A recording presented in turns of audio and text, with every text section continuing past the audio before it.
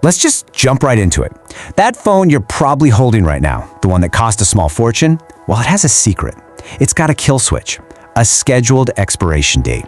And today, we're going to pull back the curtain and figure out why millions of phones just like yours are on a collision course with failure, and why 2026 seems to be the magic number.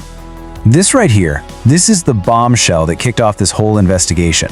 It's a claim from someone on the inside, and it's pretty stark. The idea that your phone's slowly dying isn't just bad luck or normal wear and tear. Nope, it's a feature, not a bug. It's all part of the plan.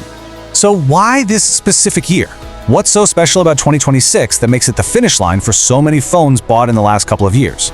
Well, the answer is basically a perfect storm of three things: how they're designed, their basic chemistry, and of course corporate strategy, all coming together at the exact same time. Now, we've all felt this, right? That moment your phone just doesn't feel as fast as it used to. It's not in your head. The second your battery's health dips below that 80% mark, the phone's own software is programmed to slam on the brakes. It throttles the processor to stop the weak battery from just giving up completely. But the real question is, how did it even get to that point? To find the answer, we've got to crack the case open and look inside the phone itself. Our first clue is a physical trade-off, one that was made just so our phones could look good. And here it is. This is the hidden compromise, kind of the original sin of modern phone design. To get those amazing edge-to-edge screens that we all love, manufacturers had to shrink everything down and cram it all inside. And that included this really important battery part called the separator. It used to be a thick, durable layer. But now it's ultra-thin, almost fragile, and that creates the first major point of failure. So what's the consequence of that tiny, fragile part? Well, this is where it gets crazy. See, in a normal, healthy battery, lithium ions just flow back and forth, no problem. But with that weak separator, some of the ions get stuck. They start to crystallize and form these tiny, razor-sharp spikes called dendrites. Seriously, think of them like microscopic daggers growing inside your battery. And once they get big enough to poke through that fragile separator, it causes a short circuit and poof, the battery is toast, permanently. Game over. Okay, let's move on to our second clue, because this is where the case really starts to build. Having a fragile part inside is one thing, but it's a much bigger deal when it's being constantly attacked by a feature that you probably think is pretty great. Yep, ultra-fast charging. We were all told it was this amazing breakthrough, right? Get your phone back to 100% in just a few minutes. But what they didn't tell us is that pumping that much power into a battery is, on a chemical level, incredibly violent. It's the second key weapon in this scheduled death. So how does this actually kill your battery? Well, that crazy blast of power is just too much, too fast. It creates these intense little hotspots, thermal spikes, that literally cook the chemical solution inside. This chaos is the perfect breeding ground for those little dendrite daggers we just talked about. Every single time you fast charge, you're basically forcing them to grow a little more, causing damage that can never be undone. Turns out, convenience has a pretty steep price. So, to recap, we have a fragile physical part and we're blasting it every day with a harsh chemical assault. But the third and final clue shows us that the phone is also its own worst enemy. The call is coming from inside the house. It's a tragic irony, really.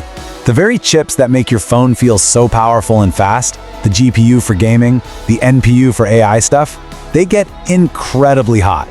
And because our phones are so thin and sleek, that heat has absolutely nowhere to go. It just sits there, trapped, right next to the battery, slowly roasting it and speeding up its death. And don't think for a second this was an accident.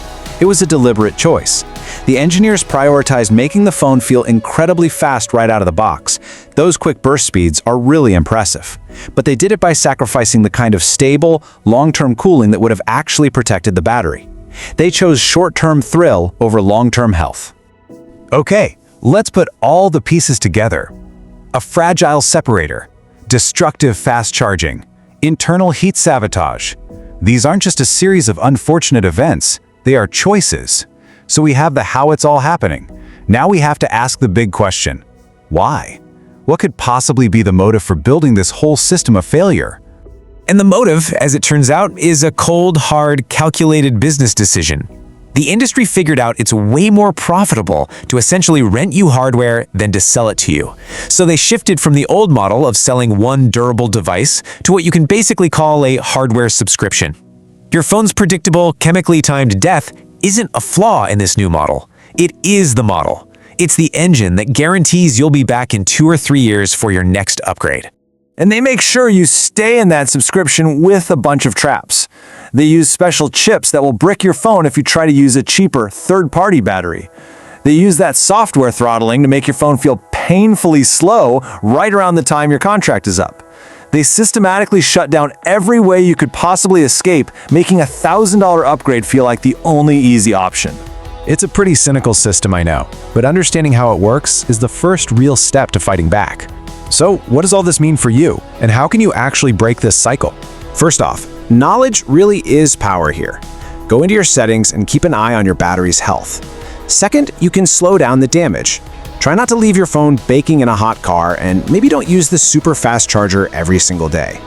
And you know, there is some real hope on the horizon. New technologies like solid-state batteries promise to be way more durable and resistant to all the problems we've talked about. But that brings us to one final huge question. As we look forward to this amazing new technology, we have to ask ourselves, is it actually going to be the breakthrough that gives us back control and makes our devices last? Or is it just going to be a more advanced, more sophisticated version of the exact same trap?